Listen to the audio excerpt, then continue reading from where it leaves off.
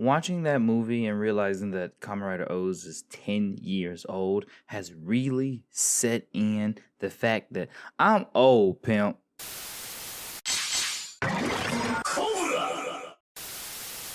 Just when I thought I was done, they just keep finding a way to keep pulling me back in.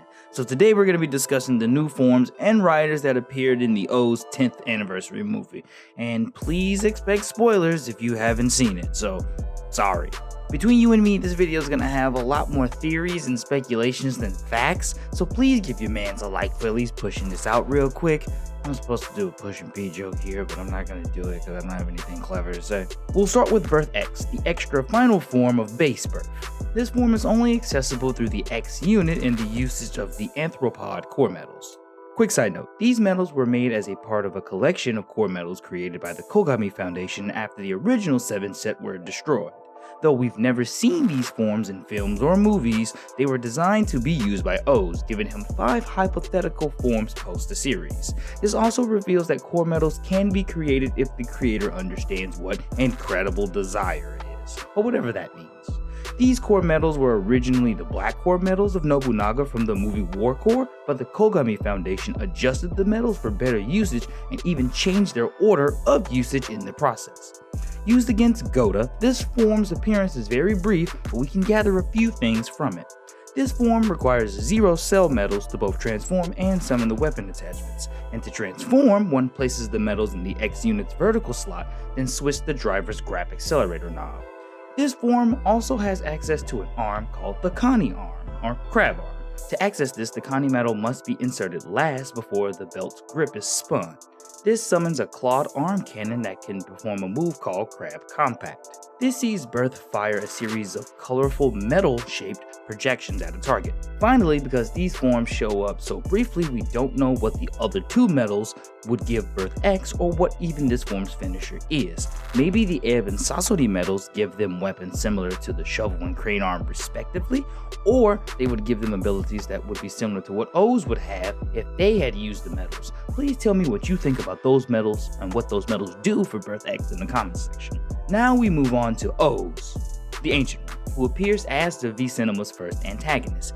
He revives himself somehow using Dr. Maki's lost metals, which we didn't see get broken like Eiji's purple metals did in the final episode. The movie doesn't explain how he comes back in detail, other than that he brings all the greed back on some Mercy from Overwatch type shit. And according to the stage play, his soul was traveling through the parallel worlds after he got. He apparently saw the movie The One and got the idea to seal all the Oz's from parallel worlds away. Look, it's a thing. It didn't seem to matter because he showed no recollection of the stage play, but he did proceed to go off. Speaking of, talking about his abilities is going to be a breeze considering his abilities are just the same as standard O's. But unlike Eiji, the king leaned into his greed and desire, and that allowed him to use more power from the combos rather than suffer the drawbacks that our favorite hobo did. This is why, in the novel, the king is able to do ridiculous things, such as face rival armies with earthquakes, tsunamis, and actual armies of himself, to expand his empire in greed. In fact, the king was so strong that he soloed all 5 of the completed greed in just Tatoba prior to the series beginning. All of this is important to note because in the movie, he appears in Tatoba form, but sports a cape and has access to 2 swords, one of them being similar to Meta Javelin, that he uses for energy augmented slashes. And he can also fire energy blasts and create weapons like spears. Upon absorbing all of his greed minions, he took on their powers and assumed an how do I describe it? He assumes an all greed form, merging all of the O's forms into one suit. This form is obviously more powerful as on top of everything I've just mentioned, he can also use all of the absorbed greed's powers as well. And though this form is powerful, it's not unbeatable, and once defeated, it gave way to Kamen Rider Goda. And who is Kamen Rider Goda? Well, I'll tell you, but first, make sure you hit that like button if you haven't already. You did it? You did it? Because I'll know if you didn't. Trust me, I'll know. Alright, so remember the beginning of the video where I said there was 5 sets of core metals made by the Kogami Foundation? The Mukade, Hachi, and Adi metals, just like the ones of Birth X, are part of that project, and those gave way to the creation of Goda. And as established in an older and not so great video, greeds are beings that are cursed with an empty void that they can't feel, gaining sentience by having incomplete core metal sets. I don't know how he got into Eiji's body, but he was able to control him like Ankh does with Shingo's body. The only catch is that Goda's really messed up about it. It's only when Goda absorbs the core and cell metals of the defeated O's Kings where his form truly appears. Because this is another brief Rider appearance, we don't get a lot of information to work with, but we can infer that Goda may be stronger than the King since he has simulated the King's cell and core metals while already having his own. He doesn't have a finisher, but I'd imagine it'd be a combination of like Ratora and Hirobi's finisher. Yes, Big Pert from 01. That's exactly who I'm talking about.